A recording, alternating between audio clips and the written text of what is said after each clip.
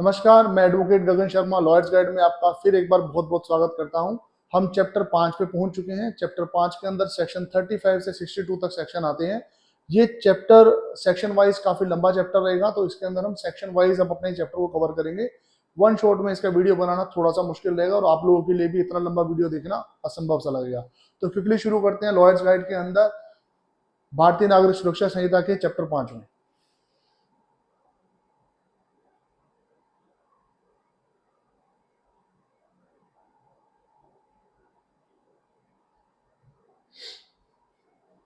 Chapter 5 बताता है arrest of a person.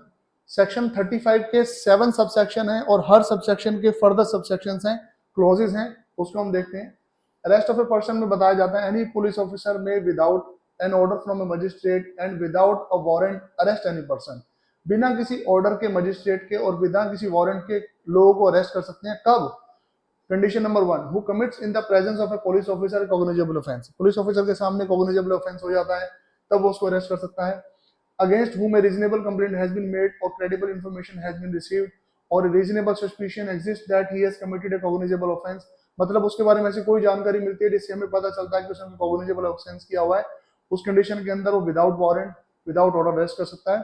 इसकी फर्दर सब कंडीशन है सेक्शन बी की, the police officer has reason to believe on the basis of such complaint information or suspicion that such person has committed the said offence. मतलब police officer को ऐसा विश्वास हो जाता है, कोई रीजन है कि उसको लगता है कि उसने ऐसा कोई ऑफेंस किया है। सेकंड क्लॉज क्या कहता है इसका? The police officer is satisfied that such arrest is necessary. क्यों अरेस्ट है? उसके फर्दर 5 सब क्लॉजेज हैं।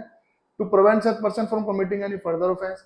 ऐसे व्यक्ति को इस ऑफेंस को बचाने के लिए उसको गिरफ्तार किया जा सकता है। For proper investigation of the offence.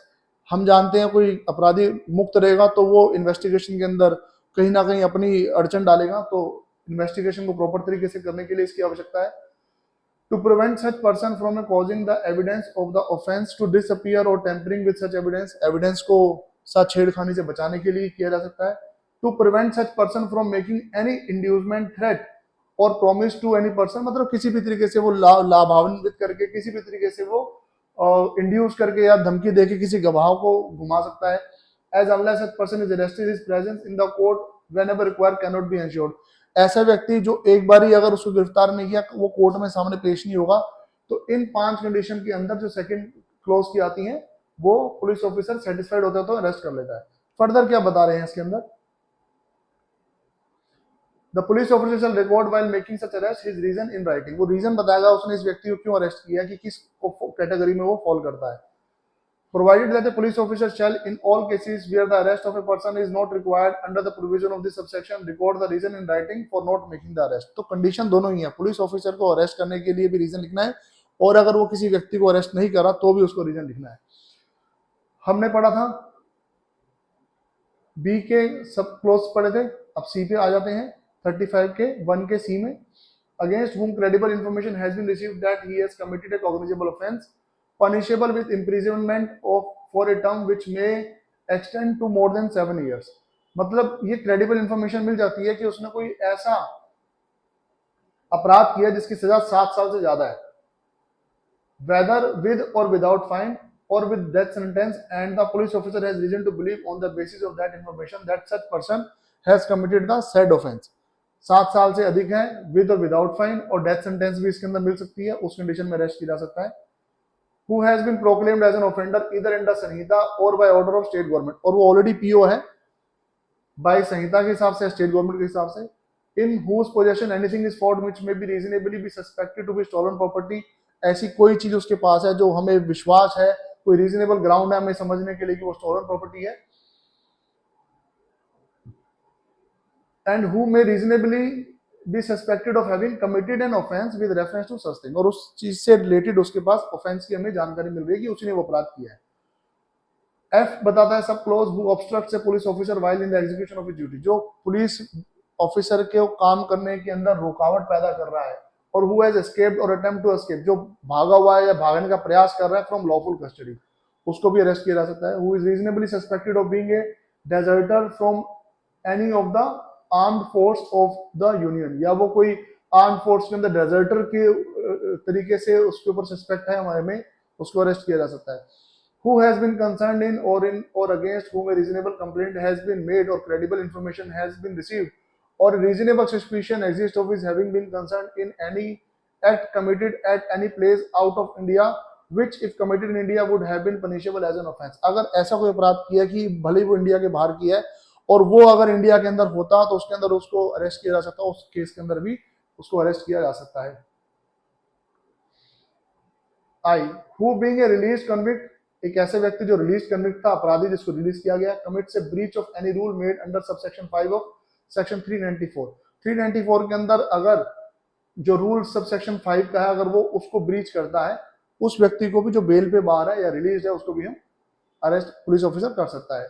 ये सबसेक्शन बताता है for whose arrest any requisition whether written or oral has been received from another police officer, मतलब किसी दूसरे स्टेशन से पुलिस ऑफिसर से हमें रिक्वेस्ट आ गई है, provided that the requisition specifies the person to be arrested and the offense or the cause or other cause for which the arrest is to be made and it appears therefrom that person might lawfully be arrested without a warrant by the officer who is issued the requisition। हमें किसी दूसरे police officer से request आई है और provided that requisition specified, जो requisition वो specify करती है the person to be arrested, कि किस व्यक्ति को अरेस्ट करना है, एंड द ऑफेंस और the other cause for which the arrest to be made, क्या उसने गुनाह किया या क्या कारण है जिसको उसको अरेस्ट करना है, and it appears therefrom, और वहां से ऐसा लगता है that the person might lawfully be arrested, और उस तरीके से हमें पता चल रहा है कि उसको लॉफुली अरेस्ट किया जा सकता है without a warrant by the officer who issued A requisition, मतलब जिस व्यक्ति ने जिस ऑफिसर ने हमें रिक्वेस्ट की है उसके पास ये रीजन है हमें बिलीव करने का कि वो उसको विदाउट वारंट अरेस्ट कर सकता है। ये हमने एक पढ़ा सेक्शन 135 का सबसेक्शन 1, सबसेक्शन 2 35 का पढ़ते हैं। सब्जेक्ट टू द, देखिए जब सबसेक्शंस आ जाते हैं तो कंफ्यूजन हो जाती है, इसलिए मैं बार बार रिपीटेडली आपको यहाँ पे सबसेक्शंस की डिफाइन करके आपको बता रहा हूँ। Subject to the provision of the section 39, section 39 के प्रोविजन के सब्जेक्ट से no person concerned in a non cognizable offence और against whom a complaint has been made or credible information has been received or reasonable suspicion exists of his having so concerned shall be arrested except under a warrant or order from the magistrate। अगर non cognizable arrest है उसको किसी भी तरीके से बिना order के या बिना वारंट के आप अरेस्ट नहीं कर सकते। The police officer, third subsection आ जाता है, the police officer shall in all cases where the arrest of a person is not required under subsection 1, अगर कोई भी ऐसा रीजन नहीं है जो सबसेक्शन 1 में दिया गया अरेस्ट करने का, the police officer shall in all cases where the arrest of a person is not required under subsection 1 issue a notice directing the person against whom a reasonable complaint has been made or credible information has been received or reasonable suspicion exists that he committed a cognizable offense to appear before him or at such other place as may be specified in the notice। तो अगर वहां पे हमें लगता है arrest नहीं कर सकते, सबसेक्शन 3 कहते तो आप उसको नोटिस देके उसको बुला सकते हैं कि आपको फलाना जगह पे फलाना समय पे पहुंचना है, हाजिर हो। Subsection 4, where such a notice is issued to any person, it shall be the duty of that person to comply with the terms of the notice। अगर किसी व्यक्ति को नोटिस मिला है तो अगर वो व्यक्ति आपराधिक प्रवृत्ति का नहीं है उसको इस नोटिस को कंप्लाई करना चाहिए, और अगर वो पहले कंप्लाई नहीं करा तो यहां पता चल जाता है कि उसका मामला गड़बड़ है। Subsection 5, where such person complies and continue to comply with such notice he shall not be arrested, और अगर वो नोटिस को फॉलो करता है उसको अरेस्ट नहीं किया जाएगा in respect of the offense referred to in the notice unless for the reason to be recorded the police officer is of the opinion that he ought to be arrested। आ गया, अब उसको arrest करने की जरूरत नहीं, लेकिन फिर भी लग रहा है कि कुछ कर सकता तो अरेस्ट कर सकता है, ठीक है, बच के रहना। Where such person at any time fails to comply with the terms of the notice or is unwilling to identify himself, अगर वो टर्म्स को सेटिस्फाई नहीं कर रहा और अपनी आइडेंटिटी को बचाने की कोशिश कर रहा है, द पुलिस ऑफिसर में subject to such order as may have been passed by the competent court in this behalf arresting for the offence mentioned in the notice. तो कोर्ट में जो भी इसके ऑर्डर पास किए हैं उसके तहत पुलिस ऑफिसर उसको अरेस्ट कर सकता है। No arrest shall be made without prior permission of the officer not below the rank of deputy superintendent of police. कोई भी अरेस्ट नहीं किया जाएगा अगर आपने डेप्यूटी सुपरिटेंडेंट ऑफ पुलिस के रैंक से कम इस रैंक तक के व्यक्ति की परमिशन आपने नहीं ले रखी। In case of an offence, अगर कोई ऐसा ऑफेंस हुआ है which is punishable for less than 3 years, अगर कोई ऐसा ऑफेंस किया जिसकी पनिशमेंट 3 साल से कम है, उसके लिए आपको कम से कम डेप्यूटी सुपरिटेंडेंट ऑफ पुलिस से परमिशन लेनी पड़ेगी। And such person is infirm or is above 60 years of age. And such person inform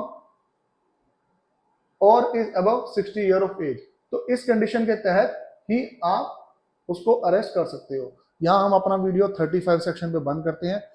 36 section के लिए हम अगले वीडियो को बनाएंगे। नमस्कार।